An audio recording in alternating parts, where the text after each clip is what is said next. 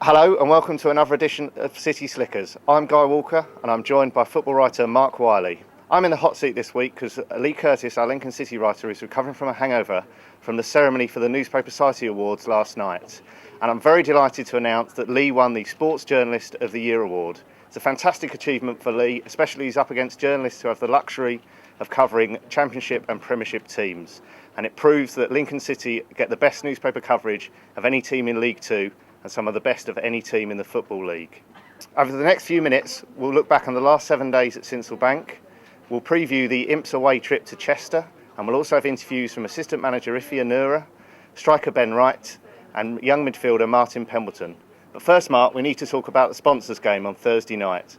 You represented the Lincolnshire Echo in the sponsors team, playing a Lincoln City Select 11 that included several professionals. Mark, you play with us on Tuesday nights when all the Echo colleagues get together for a kick around.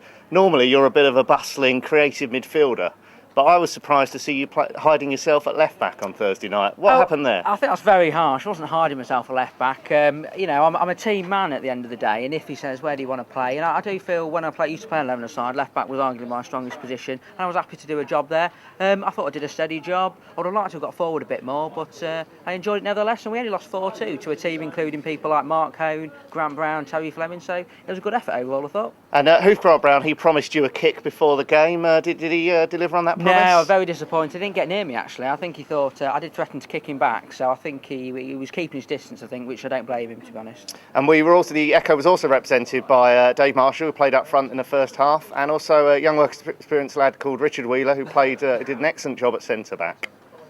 Now on to the more serious issues of Lincoln City. City are still looking towards next season. We had a few more trialists playing in a reserve game this week. Mark, what's going on there? Yeah, City had 4 trialists on show this week. The tremendously named Brewster Frizzell from Hull City, a goalkeeper from Newcastle, Mark Cook, a defender from Sunderland, Gavin Donoghue, and perhaps the most interesting one of all, Sam Malarkey, a striker from Grantham Town. Now going on to Saturday's game, the Imps travel to Chester, a team still in danger of being relegated to the Blue Square Premier. We spoke to assistant manager Iffy Onuora ahead of the game. They've still got all to play for. I know the results would have gone for them last night and over the last couple of nights with the bottom 2 losing. But they've still got work to do in that respect, so we're not expecting anything other than a tough game.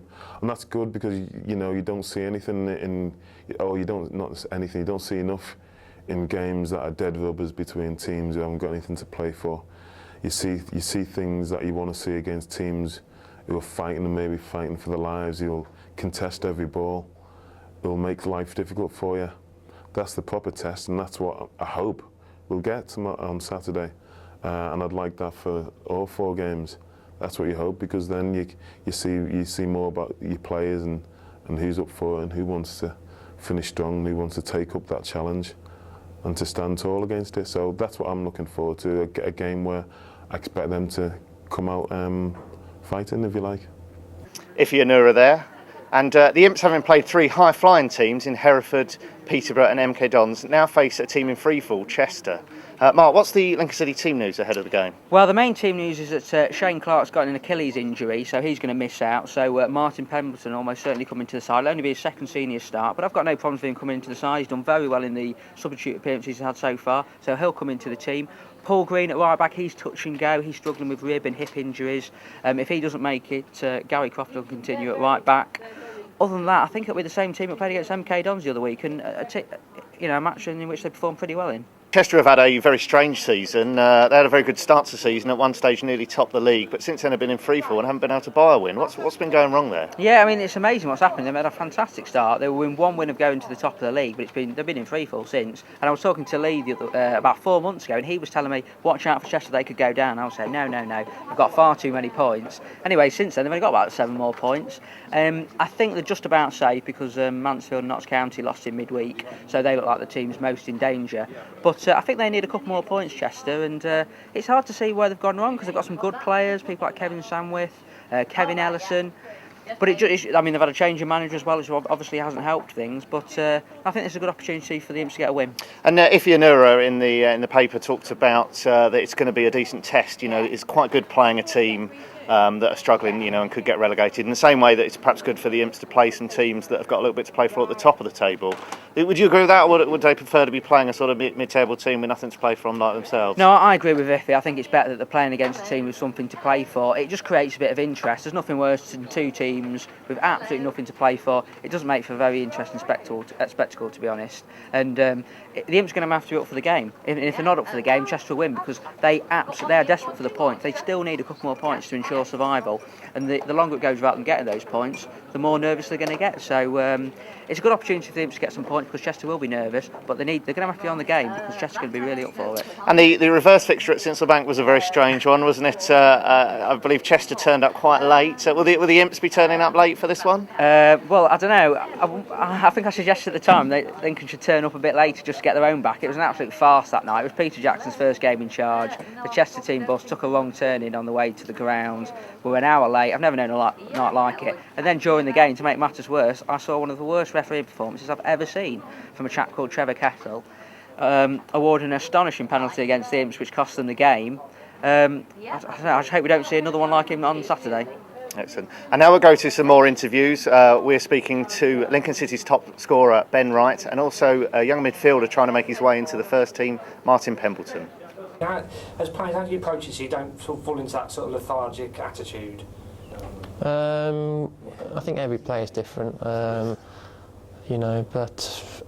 you've just got to, we're professional people, we get paid for it, and you just got to try and, I think every player's got their own sort of routine, day before a match or whatever, and you just got to... What's yours? Average. It's a secret. No, it's nothing special. It's just, Because some people like watching, like the G players that they like play, like any give that speech from any given Sunday. That's quite a popular one, isn't it? Yeah. No, I just like, I do enjoy a bath day before a game, and that's about it. Really good stretch, and then bit of Radox. A bit of Radox, exactly. Yeah. So. Not a lot's been said in training really about Chester. We're trying to concentrate more on us this week, I think, and concentrating on the opposition. Obviously, taking the positives out of the MK Dons, which is quite a lot. Obviously, Iffy and the team obviously knew we did really well, and we deserved more than a loss out of the game, if not a win. But we're just going into the game, obviously we're safe from the drop and we're not going to get into the playoffs anymore, so we're just going into the game hoping to end the season on a high. Martin Pembleton there. Now, Mark, what do you make of Pembleton? He's just come into the first team. He's another graduate from the Centre of Excellence. Has he got what it takes to make it in the first team? Well, it's still early days, but the early signs are really promising. He's done very well since he's come into the team. He came off the bench at half-time against MK Dons, didn't look out of place at all against a very good side. His distribution's very good. He's very calm on the ball, and he's not afraid to put his foot in as well. He's quite a small lad, but he's 17, so he's only going to. He's still got some growing to do, and I think he's got a great future in the game if the early signs are anything to go by. And he said in the paper this week that he's been nicknamed the Rat. What's that all about? I don't know, to be honest. You'll have to ask him. Really, it's a bit. Old players got the nicknames. You know what football players are like. They love handing out nicknames, and I suppose that's a way of initiating him into the squad. And he seems to have fitted in really well. I think he said it's a little bit about the way he plays, that he sort of snaps at people's heels and gets about the field. And I'm not sure it's any sort of slight on the how he looks or anything. No, I don't think so. Yeah, I think like that would probably be about right, the way he plays. He's that kind of player. He's a very busy midfield player. He's always getting in amongst people in midfield, trying to put people off the game. And I think it's a great chance for him to shine on Saturday. Excellent, and we'll look forward to perhaps seeing a lot more from him next season. Yeah, absolutely. I mean, obviously there's going to be a lot of players coming in over the summer. I don't think we can expect him to be a regular next season, because he's still he's going to be 17, 18 next season. But he'll be a regular in the reserves and a regular on the bench, hopefully. Absolutely. And Mark, for the head of the Chester game, have you got a prediction for us? Yeah, well, I'm fed up of predicting draws because they never seem to happen. So I'm going to go for a 1-0 Lincoln win. I think the duo win. They've had a really tough run of results. They've got 3 points from those 3 difficult games. It doesn't sound like much, but against 3 top sides, it's not a bad return. But as I said earlier, they're really going to have to be on the game, because Chester are going to be really up for it. I think if they keep it tight early on, the longer the game goes 0-0, I think Chester might get a bit more nervous. So I think Lincoln win 1-0, possibly pinching one in the second half. I think Lincoln are due a win. I think they'll win. I think it's going to be 2-0, and you can get 8-1 on that with Ladbrokes, which I think is worth a shout. Now that's it for this week's show. Thanks for watching, And if you can't get to the game at Chester on Saturday, you can join me for the big match live, which you can view on sportsecho.co.uk. I'll be online from about 2:30. And you can also get all the news from the game in Monday's paper, including analysis from our award-winning journalist Lee Curtis. Cheers. Cheers.